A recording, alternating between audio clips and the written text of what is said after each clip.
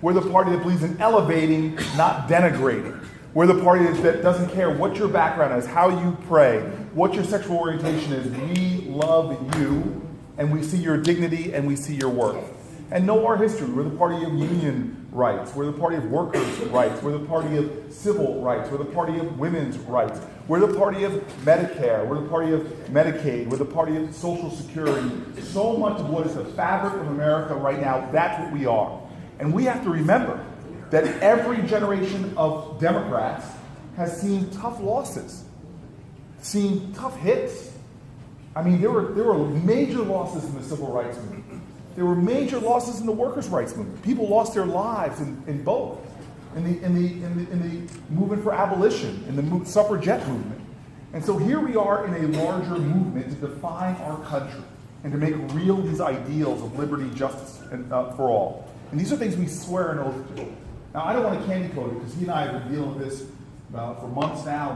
We were talking about it today. Just the last 3 months, the amount of things that they've been able to do because they won the election and we lost it. What they've done to Planned Parenthood, what they've done to environmental laws and regulations, what they've done to public education. We are seeing serious, in fact, if you just look at Trump's budget, it reflects his values. It's an attack on the very people that voted for him. And so we know that elections have consequences, but none of us, this is not a time to give up, to curl up, or to shut up. It's a time to stand up, to speak up, and work. Yes. Because now is the time that we have to go back to the fields, go back to the hard work, go back to the grassroots and do it. Now, I'm here now just to tell you, to try to make you all a little more afraid. Now, fear is not a bad thing. When I was running for office, I was told there's 2 ways to run. It is unopposed or afraid. And so please understand this. Please understand this. Fear is a necessary precondition to courage. Yes. And right now, we need people who are courageous and who are brave. And who, despite what's going on, they refuse to surrender. They are taking a position of not just resistance, but have the defiant spirit to say, I'm not just going to resist, I'm going on offense. We're going to gain ground here. Because I think hope is an action verb. It's not a being verb. I'm not a spirit of hope.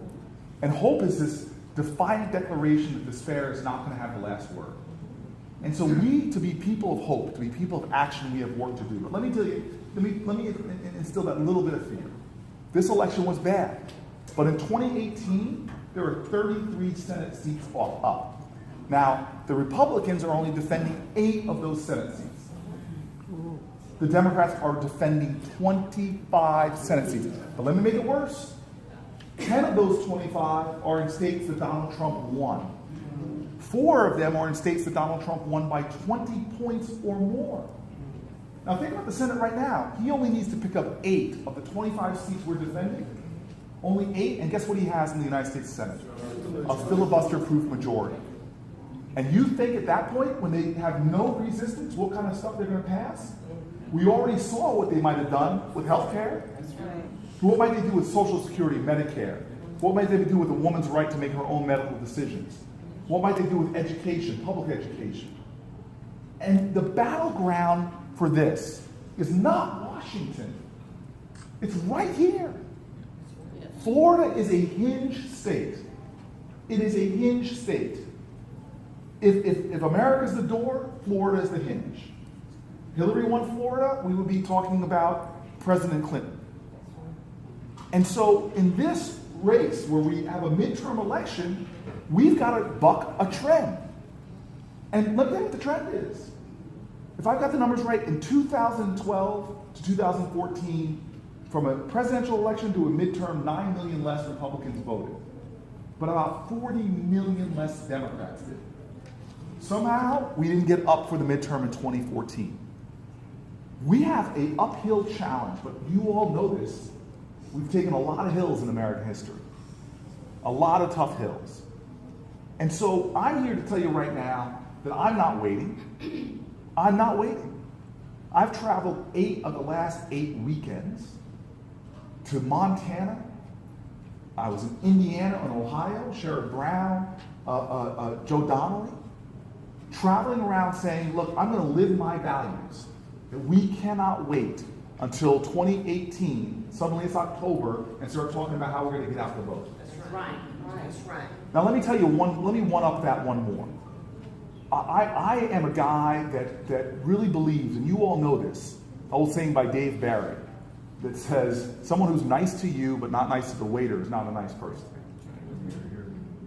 You know, we are a party that believes that what's important is not just the people that are in the conference center, but the people who are just as important are the people that are going to vacuum this carpet and clean the bathrooms after we leave. Absolutely. And I like to see people who live those values in the way they do things. So I've served now almost 4 years, about 3.5 years with Bill Nelson. And I'm a guy that I come from Jersey.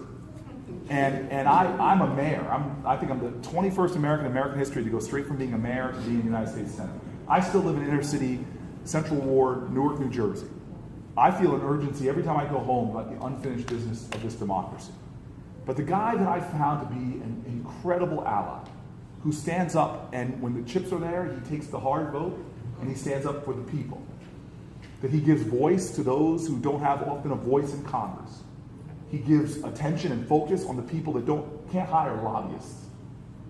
This is a guy that for me personally, when I came to Washington, I was elected on the auspicious day of Halloween in a special election. And that October, my father had died. I came with a hole in my heart. But you know, there's an old saying, when you come to the end of all the light, you know you're about to step into the darkness. Faith is knowing one of two things is going to happen. You're going to find solid ground underneath you, or God is going to send you people who will teach you how to fly. Well, I got to the Senate, and I was very blessed.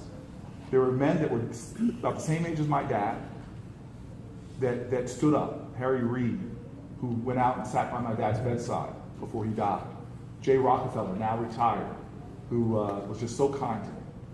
But another guy that is the chairman of my committee, Commerce Committee, makes real decisions every day that affect the lives of young people, small businesses, you name it. That guy's the guy right behind you right now. That's right. Yes. And I want to tell you something about this.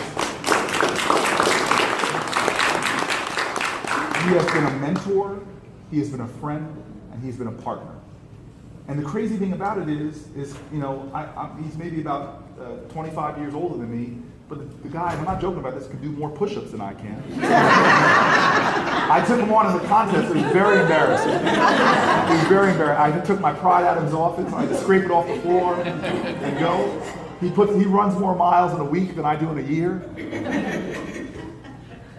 God ain't finished with him yet. He's got a lot more laps around the track.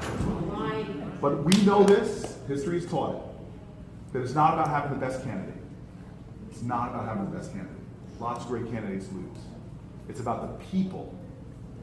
It's about the people and the leaders who stand up in a time of trial. So I came down here a long way just to ask this group of leaders that are before me right now. I know you're already dedicated. I know you've already made sacrifices. I know you've given up time with your family. I know you've given up your personal resources. But you and I both know that hasn't cut it yet. That all of us, starting with me, because I believe in those 10 two-letter words, if it is to be, it is up to me. It's just not been enough yet. We've got to do better. We've got to find new strategies. We've got to make a way out of no way. I'll end with this. It's one of my favorite songs by Sweet Honey and the Rock. It's called Ella's Song, named after Ella Baker, who was this person that saw painful defeats, but she never gave up. She was one of those people, long line of great women in our country who are sick and tired of being sick and tired, but they never stopped fighting. That song, Ella's song, the refrain is simply this: we who believe in freedom cannot rest. We who believe in freedom cannot rest until it's won. Please, about 19 months ago, do not rest until we return him to the United States Senate.